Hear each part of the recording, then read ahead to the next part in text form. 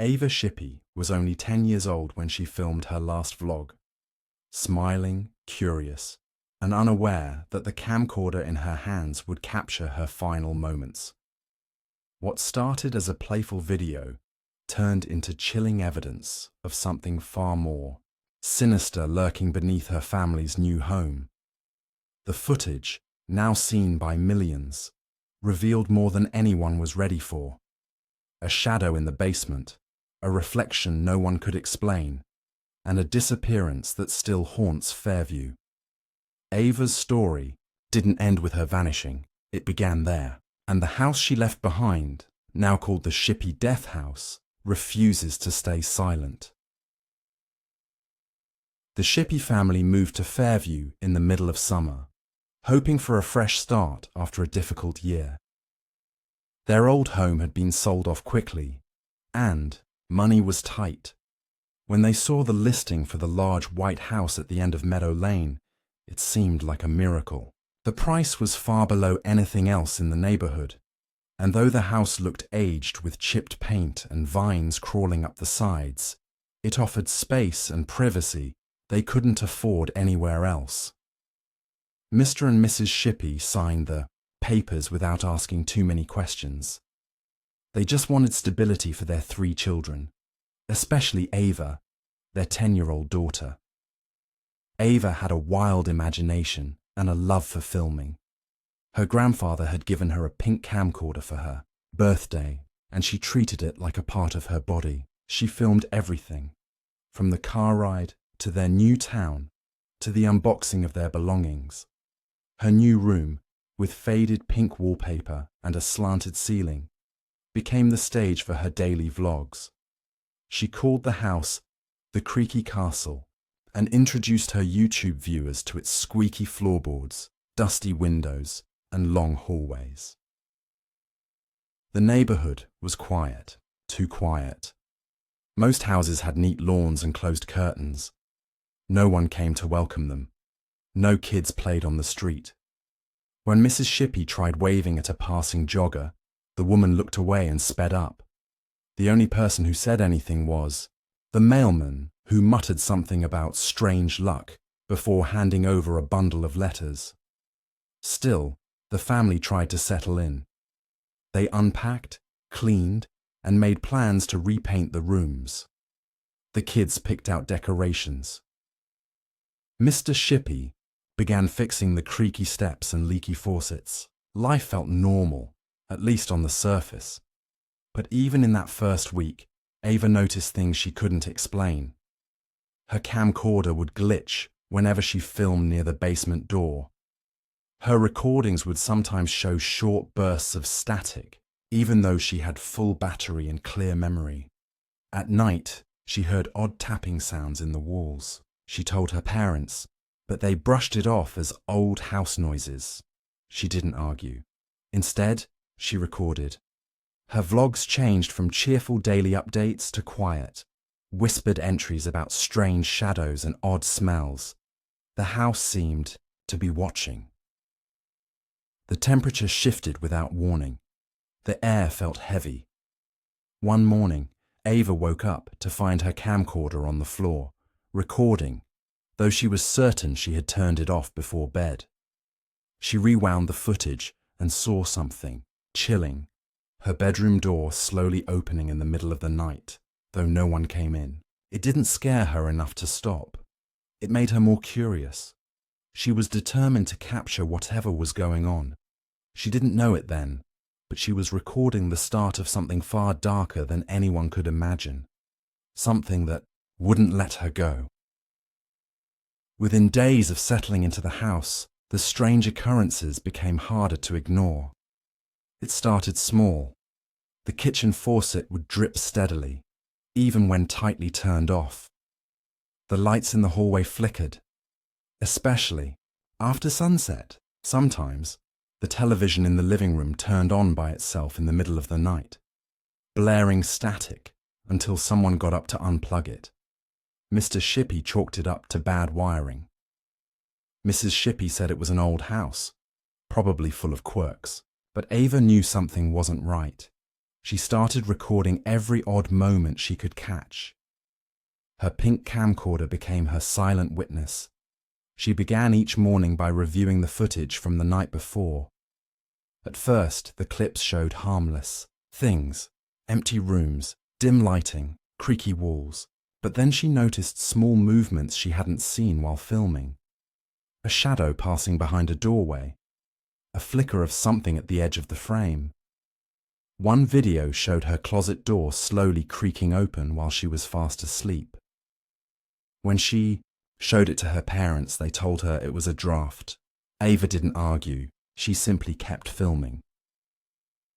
One afternoon, the family's cat, Marshmallow, vanished. He was always lounging by the windowsill or curled up on the couch. But that day, he was just gone. They searched the entire house and yard, even checking with neighbors, but no one had seen him. The back door was locked, the windows were closed. There was no way out. Ava watched the footage from the night before, but found nothing. Only a low hum in the background, almost like a voice too deep to make out. She replayed it several times, turning the volume up higher each time. The sound was always there, constant, quiet, unsettling. By the end of the first week, Ava had stopped filming happy things. Her vlogs became shorter, darker, and quieter. She filmed the long hallway upstairs, where she claimed the wallpaper peeled more each day. She filmed the attic door, which now hung slightly ajar, even though no one admitted to opening it.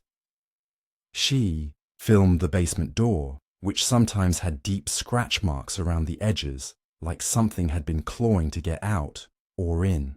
Her parents asked her to stop. They said she was scaring her younger brother. Ava agreed, but she didn't stop. She just filmed when no one was watching. One night, Ava left her camcorder running on the windowsill while she slept. The next morning, she watched the footage. At 3:17 a.m., her bedroom door opened slowly, as it had before. But this time, something stepped inside. It wasn't fully visible, just a tall, thin shadow that hovered near her bed before slipping out of the frame. The camcorder glitched and then went black for exactly 7 seconds. When the screen returned, everything was still. Ava didn't wake up during any of it. She didn't show anyone that clip. She saved it in a separate folder, naming it "Don't Watch Alone." What she didn't know was that this would be the last week she ever filmed during daylight. Something in the house had noticed her, and it was getting closer. The day of July 16th started like any other. The sun was out, the skies were clear, and birds chirped outside the Shippy house. But inside, Ava felt different. She hadn't slept well the night before. Her dreams were strange, full of shadows and whispers that disappeared the moment she opened her eyes. When she got out of bed, her camcorder was sitting upright on her desk, already powered on. She didn't remember leaving it like that. She picked it up, checked the battery, and began filming. Her early morning vlog was short. She whispered into the lens that the scratching sounds behind the walls had returned, and that they were louder than ever. She said she could feel the vibration through the floor. She didn't know what it was, but she believed it was moving, following her. That day, she filmed herself eating cereal, walking around the house, and sitting on the porch, but her tone was different. She wasn't cheerful or silly. She was quiet, cautious. Her eyes kept drifting to the basement door, even when she wasn't talking about it. That door had become the center of her attention. By evening, something had shifted in the house. The air was thick and heavy, like before a thunderstorm, but there were no clouds in the sky. The lights dimmed slightly and stayed that way, even with the switches turned up. Ava began filming again around 6:30 p.m. Her camera caught her slowly, walking down the second-floor hallway, the walls painted in shadows. She said she heard a voice the night before, a low whisper from the vents, calling her name. She didn't sound scared. She sounded curious. The video then cut to her standing in front of the basement door. She held the camcorder in one hand and her flashlight in the other. She said the scratching had started again, only now it sounded like it was coming from inside the house instead of behind the walls. She paused before opening the door, filming her hand as it turned the handle. The hinges creaked loudly as the door swung open. She started down the stairs slowly, the flashlight beam shaking in her nervous grip. The basement was unfinished. Concrete floors, exposed wooden beams, and old furniture covered in dusty sheets. But in the far corner, something new had appeared. A large wooden trunk sat against the wall, its metal latch rusted but locked tight. Ava whispered that she had never seen it before. She stepped closer. The camera zoomed in on the trunk. She crouched down in front of it, resting the camcorder on the floor to film with both hands. As she opened the lid, the screen glitched with static. There was a loud, high-pitched beep. Then, the video turned completely black. Nothing was visible for 12 seconds, but the audio still ran. A sharp gasp, a single thud, and what sounded like footsteps running across the basement floor echoed faintly. Then silence. The next morning, Ava was gone. Her camcorder was found on the kitchen floor, still recording. The footage ended at 11:08 p.m. No one saw her again. When the Shippy family discovered Ava was missing, panic spread through the house like fire. Her bedroom was untouched. Bed neatly made, slippers under the blanket, camcorder missing. They searched every corner of the house, calling her name, checking closets, crawl spaces, even under the deck outside. But Ava was nowhere to be found. The basement door was closed, yet something about it felt colder than usual, like the air had dropped several degrees around it. Mr. Shippy opened it slowly, flashlight in hand, but the basement was empty. No Ava, no trunk, nothing but silence and a thick layer of dust. The police arrived within the hour. Officers walked through the home, taking statements, checking doors and windows. Everything was locked from the inside. There were no signs of forced entry, no footprints leading away from the house. The only thing out of place was Ava's camcorder, discovered on the kitchen floor, still warm and running on low battery. Investigators took it as evidence and began reviewing the footage. What they saw left them speechless. The video began with Ava's soft voice, a flashlight beam cutting through the darkness. It showed her descending into the basement, narrating every step. She paused at the wooden trunk, describing it as new and not there before. As she opened it, the screen glitched, then went dark. But the audio continued. There was a gasp, a short scuffling sound, then something that sounded like a door slamming. After a long stretch of silence, the tape ended. There was no sign of Ava after that moment. Special investigators were brought in. They reviewed the footage frame by frame and noticed something terrifying. Just before the trunk was opened, there was a brief moment, a single frame, where something appeared in the reflection of the metal latch. It was the shape of a person, tall and thin, standing just behind Ava. Its face couldn't be seen clearly, but its arms were long and angled unnaturally, almost insect-like. The reflection only lasted for a split second before the screen went black. Authorities searched the house again, this time bringing in cadaver dogs and thermal sensors. The entire property was scanned. The basement floor was drilled and examined underneath. No trace of a trunk, no hidden rooms, no Ava. She had simply vanished. Word of the case spread quickly. especially after portions of the video were leaked online. The internet exploded with theories. Some believed it was a hoax. Others thought Ava had been kidnapped by someone living secretly in the house, but many focused on the reflection, the figure behind her. Paranormal investigators claimed it was not human at all. A few even said the house itself was alive, and Ava had become part of it. Despite the growing attention, the case made no progress. The Shippy family received hundreds of messages and tips, but none led anywhere. As weeks passed, Ava's room remained untouched, a frozen moment in time.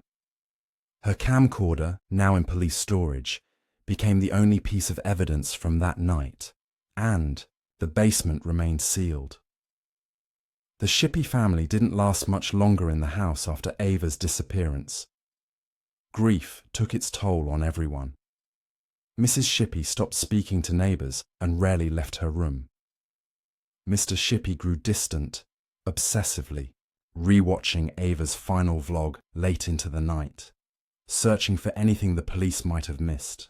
The younger children became quiet, jumpy, afraid of shadows that danced across the hallway walls.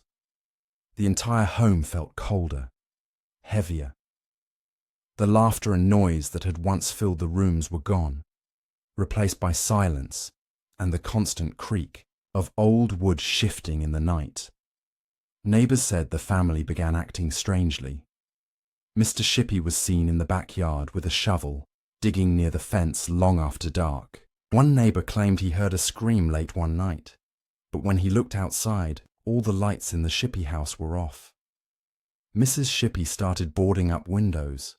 The family had only lived there for 6 weeks, but it looked like the house had aged 10 years in that time. Then, without warning, they moved out. One morning, a moving truck pulled up. By nightfall, the Shippy family was gone, leaving behind only broken furniture, peeling paint, and unanswered questions. The house quickly gained a reputation. Kids in the neighborhood began calling it the Death House. Stories spread online about the vlog, the reflection, the vanishing trunk. People from out of town drove by to take photos. Some even tried to sneak in. That's when the second tragedy struck. 2 teenagers from a nearby city broke into the house late one night, planning to live stream a ghost hunting video. They made it as far as the basement. Their live stream ended abruptly, just a frozen frame showing the top of the basement stairs. Neither teen was ever seen again. Police found their phones and a pair of shoes by the front door. Their backpacks were discovered in the backyard, but the kids had vanished without a trace. One image survived, a blurry Instagram photo taken moments before the live stream began. It showed the narrow wooden steps of the basement, the railing broken in one spot. At the bottom of the stairs, just barely visible in the corner of the frame, was a figure crouched low to the ground. Its shape was unnatural, with elongated limbs and a tilted head. Online users argued whether it was real, a hoax, or something else entirely, but most agreed it matched the distorted reflection seen in Ava's video. Authorities officially condemned the house shortly after. It was boarded up, fenced off, and listed as unsafe for entry, but the legend continued to grow. Ava's final vlog remained online, now with over 22 million views. People posted theories, slow-motion breakdowns, and eerie discoveries hidden in the static. Some claimed new uploads had appeared on her channel, short silent clips showing dark hallways, flickering lights, and distant breathing. No one knew how the uploads were happening. Ava's channel had no link devices. The password had been reset. And yet, every few weeks, a new video appeared. Just static. Until the last frame, where something moved.